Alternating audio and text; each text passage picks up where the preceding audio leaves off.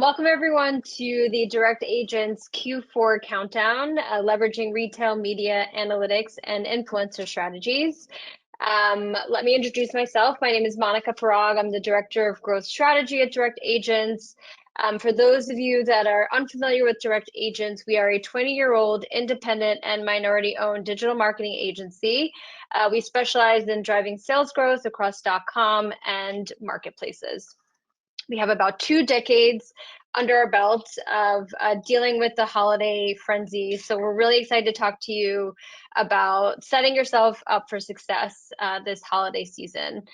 So we have 3 fantastic sessions lined up for you today. Before we get into it, if you have any questions, either throw them into the chat box or email us at marketing@directagents.com, and we'll be sure to follow up with you after the webinar. So let's get started. Our first session is the integrated approach, how to execute retail strategy between your website and marketplaces. Today I'm joined with Nick, who's the VP of e-commerce, as well as Bridget, who is our e-commerce client success manager. So let's dive in. So this is a conversation we have with our client partners all the time, given the growth of online marketplaces. How do you strike the balance between .com and marketplaces to ensure you're maximizing your overall revenue potential? But before we get into it, Nick, why don't you talk to me about the importance of marketplaces and how truly they impact how brands are discovering, how consumers are discovering brands? Great question, and hi everybody. So I always like to begin at the foundations, right? And for us, it comes down to product discovery.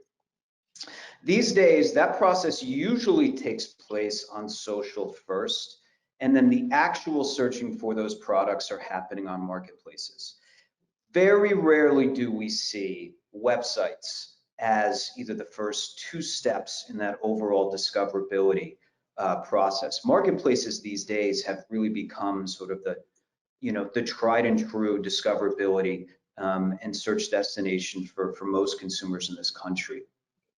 But Mon, you brought up a really good point, right? How can brands sort of rectify what they should be doing on their own website versus retail? And I would say the smartest brands that we've worked with, number one, the priority is meeting the consumer at the destination of their choice. But you're right, it comes with an age-old question, right? Normally there are big margin and profitability concerns when you're going all in on a marketplace strategy, right? Versus your .com, where you're not only retaining additional margins, but you also have the ability to speak directly to that customer, build that relationship, and so forth. What we always like to say is there is an answer. What we have found is to leverage your best asset, and that is your product. First, recognize that retail marketplaces like Amazon, it serves as a gateway drug, right? This is how you're finding that initial new customer. Just in terms of the stat that I read just the other day is somewhere between 65 and 70% of all US households are on Amazon. So for us, it's not really a question of should we be there, it's how. And then how do we rectify that with our own .com? Ultimately, it comes down to balance, right? We feel that brands can indeed sell on marketplaces without sacrificing on commerce, but it requires a balanced strategy that leverages all the visibility that you're going to get as a brand on those marketplaces, but also the relationship building aspect of your website. Right. So talk to me about building loyalty. Obviously, building loyalty is a huge focus for brands. Is it possible to build loyalty on these marketplaces like Amazon? Absolutely. First, I will say is brands need to make very calculated product choices first, right? There's a really good example in the marketplace of Hoka, pretty infamous premium shoe brand. And what they've been doing is very interesting and kind of mirrors what some of our other brand partners have also been employing as well. Basically, what it comes down to is exclusivity, right? So they are leveraging Amazon right now for certain hero products. Think of this as like the first step in the door. Um, Products that really epitomize your brand or a stepping stone to get to the more exclusive deals. So they primarily feature those on marketplaces, and then anything in terms of exclusive, innovative styles have really become reserved from their website. So they're embracing marketplaces for the reach and considering this more as a first impression, right? This is how we're going to get that initial purchase from a new customer for the very first time. But with everything comes social proof, right? Facilitating and encouraging reviews on marketplaces. This can substantially build credibility with shoppers and influence purchasing decisions. But what we want to have happen is they're discovering and searching on Amazon, they're buying from your brand for the very first time, and then the experience of that first purchase is just so positive that they are now going to your website. And that, to your point, is where we can start thinking about true marketing personalization and things like loyalty. For the loyalty component, this is your bread and butter, right? Personalizing holiday deals, marketing messages for them. I think most brands don't realize that you do actually have the capability now with Amazon to market to loyal customers. Nowhere near, I would say, at the same depth that you can on your own website. But Amazon has recently rolled out a new feature called brand tailored promotions. And it gives you some interesting possibilities for building loyalty groups. So brands now have the incentives to offer discounts for recent customers, repeat customers. If you have a higher spending customer segment, you now have the ability to market to those customers. Cart abandoners, which is pretty straightforward as a customer segment. But this is really interesting. Amazon does seem to be going in the way or going very much in the direction of making Amazon.com more of a branding destination. I don't think we're ever going to get to a point where it's going to offer the same functionality and features that your brand or your .com is currently able to do. But it's an interesting step in the right direction. And I think for us, knowing that we can build loyalty segments and market to them across both destinations is really the key. Right. And Bridget, how do you go about setting these discounts up? I mean, I know that Amazon has strict deadlines about when you can actually submit promotions, but how can brands get in any last minute discount options on their marketplaces? Yeah, so I'm sure most of you know, but some of those deadlines for lightning deals or daily deals has already passed, but that doesn't mean there's other ways you can participate in Black Friday, Cyber Monday, or just general Q4 discounts. So we have two options here that have no deadline and are still available throughout Q4. First one being a coupon that can be a percentage off or a dollar amount off, and that bottom one here is a sales discount, which shows that slash priced in the SERP, which helps a lot of those last minute conversions. Providing a discount will obviously increase overall sales, but as a brand, how do you make sure that you are striking a balance between, that increase in sales velocity, but also you have your profit margins to take into account? Bridget? Yeah, it's a great question. So you definitely want to consider all the other factors that you have in Q4 as far as just expenses. So your product costs, shipping costs, Amazon fees, those are things will likely go up in Q4 as well. So we really recommend taking a look at any of those increases that may be coming your way and taking that into account when you're picking your promotional strategies so that your overall promotion is profitable. That's the main goal. Yes, sales will increase. You want to make sure at a profitable rate and it's successful for you and your brand. Our recommendation here is hopefully having a discount that's attractive to shoppers, but still maintaining those high profitable levels. hopefully you've done some promotional testing already leading up to this point and have a good idea of what that sweet spot is for your brand, and can kind of take that into Q4. If not, doesn't mean now can't be a time to test, so continue to push that. And when you have any of those promotions running in Q4, just make sure you have a goal tied to that, the KPIs that you're tracking. No need to just slash prices just to do so. So really be strategic about how and why you're running any promotion in Q4. Yeah, I mean, we all know that consumers are expecting some sort of discount during the holiday season, so definitely important to keep that in mind when you're planning for what makes sense for your brand. But other than discounts, are there any other ways that brands can try to increase their average order value on marketplaces specifically? Yeah, so one idea that we typically recommend to a lot of our clients is virtual bundles. On this next slide, we have a great example of this with a client we work with that's offering a hearing aid plus the dryer that goes along with it, and it does quite well. It's definitely a great way to offer a brand new product that has a higher AOV, hopefully building more awareness, thinking about what types of products that you're melding together as well, whether that's a new product you want to introduce to customers or products that just go well together in your portfolio. In general, best practices here is utilizing data to really make this combo successful. So running that market basket analysis, seeing which products meld well together and how your customers are already purchasing them together. From there, combining two FBA ASINs based off that market basket data. Also take into account seasonality. Is there any gifting opportunity here, stocking stuffers, whatever that may be for your brand that you can really take advantage of? We definitely recommend. And then lastly, advertising these. We've seen sponsored product ads available for virtual bundles for a few of our sellers. Amazon's slowly rolling this out, which is really exciting. So be sure to reach out to your Amazon reps or to us to try and push for sponsored products for your virtual bundles. A great way to get a lot more awareness and sales on these, which have been a little trickier to push in the past. So a really exciting update from Amazon.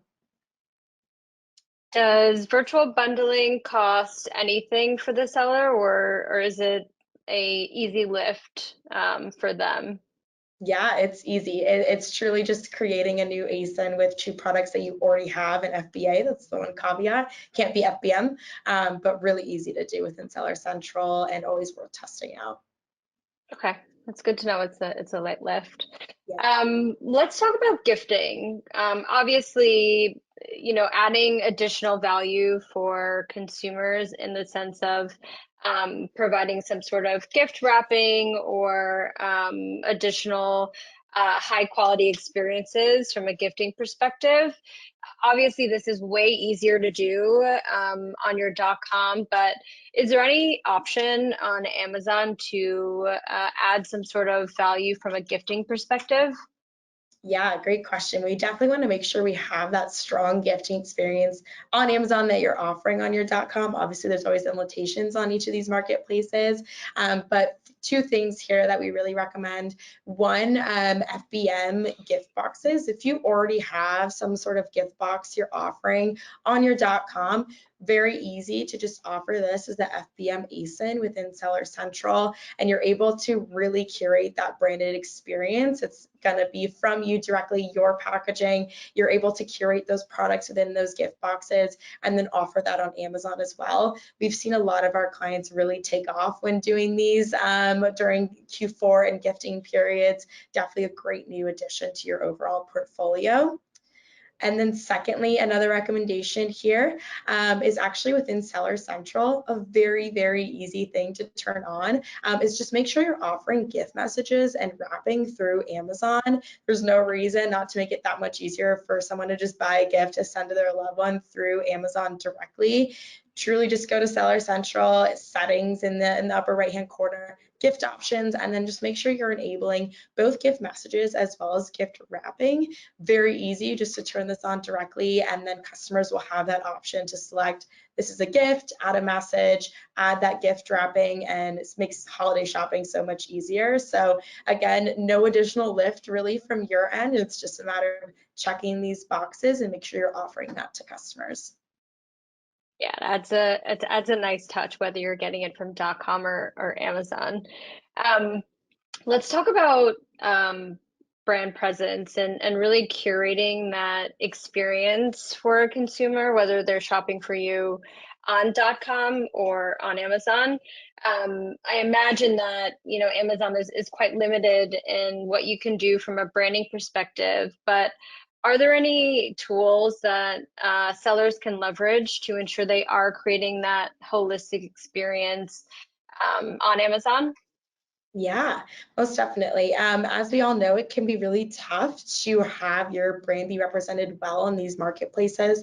We're very limited by just the modules and the certain requirements that Amazon has. At the end of the day, Amazon's owning these product pages, not the brand. But we've seen a lot of brands do quite well at this. We have an example here of Burt's Bees with their .com versus their Amazon storefront. Very, very strong imagery, and the branding is so consistent across the board. But keeping in mind they're highlighting different products and different product lines here based off market research. So ties into what Nick was saying, making sure you know where your customers are and what they're shopping for on your .com versus your Amazon storefront, but keep that same branding, font, colors, strong imagery across the board so you don't lose that branded experience. And that's going to be a key way to really set yourself apart from competitors, and definitely investing in creative in 2023 and 2024. I mean, just Consistency is the key, Yeah. right? yeah. We're creating an experience and we want that experience to be universal, whatever the touch point for the customer. And I think Bridget makes really strong points, and this is an excellent example of keeping that brand voice intact, whether you're on a marketplace or your own .com. Yeah. Yeah, I was gonna say it seems like Burt's Bees really hit the nail on the head here. I mean, the design is a bit different, but you're still getting that branded experience on both .com and Amazon. Yeah, most definitely.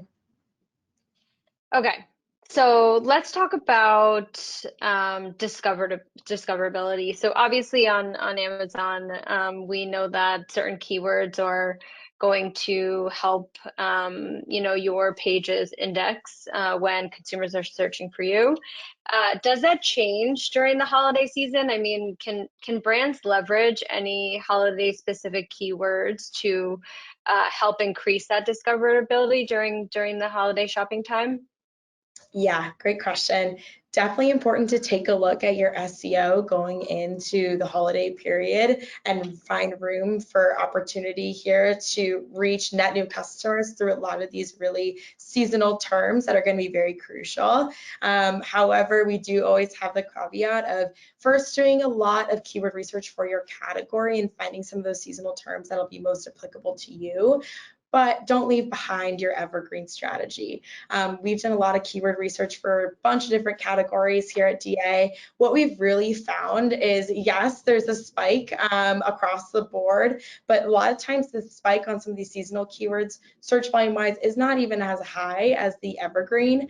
So for example, Christmas candy here and candy, both spiking during that month of December last year, but candy is still higher. So this is a great example of not leaving behind your evergreen strategy. Yes, test out a lot of these seasonal keywords, but don't go all in and really leave behind the things that have been working well for you for this year.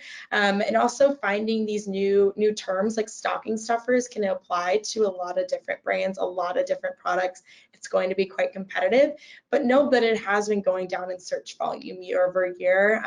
Shoppers are returning to the store for a lot of these small knickknacks last minute. And we are seeing shifts in just that shopping behavior. So again, advertise on this, push it if it's applicable, but really continue to push what's doing well for you on an evergreen basis as well. So it really is a case by case basis, something that brands should look into if it applies to them, but not necessarily a one size fits all. Yep, exactly. Good. Okay, so we've talked about product strategy, we've talked about deals and discounts and gifting and holistic brand presence. Anything else that we haven't covered off on in terms of additional Amazon promotions that brands can leverage for Q4? I'd say one more potential, I'd say future benefit that we've seen recently. And I think in our last webinar, we had gone through, how important social discoverability is and sending traffic from social into Amazon, leveraging DSP. But something interesting happened just in September that I think is worth taking note of. And that is Amazon is now allowing sponsored product ads automatically, I will say. Sponsored product ads will now automatically be extending out to their publisher network. Wow. This will include Pinterest. This will include BuzzFeed, Lifehacker, Hearst newspapers and publishers. So it's quite a significant step forward, I think, for Amazon to increase the reach of their own advertising products across these various publishers. But to us, it's a catch-22. Our Amazon reps did confirm that this had already begun on the 25th of September, and every live advertiser on Amazon ads are automatically going to be opted in. The good news is we've confirmed that this is going to be around 5% or less of total traffic, which is good because visibility and understanding how publishers can perform, right? What our CPCs are, what's our ROAS, what's the net effect of adding this new inventory source to our advertising campaigns is going to be crucial. I don't want to paint, a completely, negative picture here. I think there's a huge benefit to ad expansion, right? This gives brands the ability to tap into new audiences without needing new creative assets, right? You won't necessarily need to add labor or anything from a creative standpoint. This is just an automatic new placement or inventory source that you can tap into. But it's TBD. The rollout was a little bit rushed. We ultimately want to get to a point where we have visibility, we can control, right? What publishers we're tapping into, what the CPCs are, the ability to optimize and understand effects to profitability and so forth.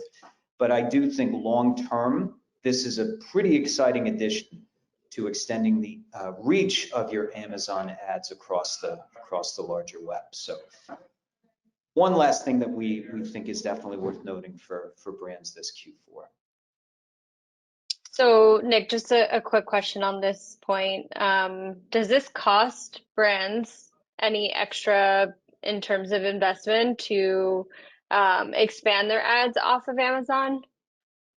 Invariably, it is going to add to your marketing budget, right? Okay. Because think about right now, you're setting up campaigns on a keyword or an audience level, and wherever that consumer is either searching or browsing, right, you're going to be serving impressions for that ad. So it's going to be very much the same way for Pinterest and BuzzFeed and Hearst, etc.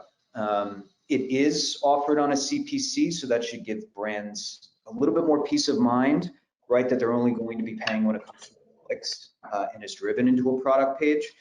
But we'd like visibility, right? We want to see how does Pinterest perform in comparison to BuzzFeed? How are the overall KPIs comparing to sort of our evergreen non-brand keyword campaigns and so forth? So I'm anticipating seeing this breakout in visibility somewhat soon. But in the interim, I think good for brands to keep in mind that around 5% of your total traffic is going to be going to these publishers over the course of the next few months. Okay, last question. We know that Amazon sometimes is a black box in terms of the data that they share. Will you be able to identify what sites are performing well for your brand, or has that not been released yet? So for this newest beta, it has not, but we have every every anticipation that capability is going to be there.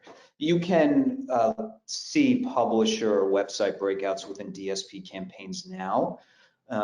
So wouldn't be a stretch of the imagination to imagine that, right? Amazon is going to add this layer of visibility very, very soon. Yeah. Yeah, I know that we have client partners that talk to us about that all the time, so that's good to know. Okay, so just to wrap us up, a few takeaways to leave you with. for this session. I think the biggest theme is how to make sure that you are leveraging marketplaces along with your .com strategies, as we know that these are where consumers are starting their searches for brands and how they're discovering products.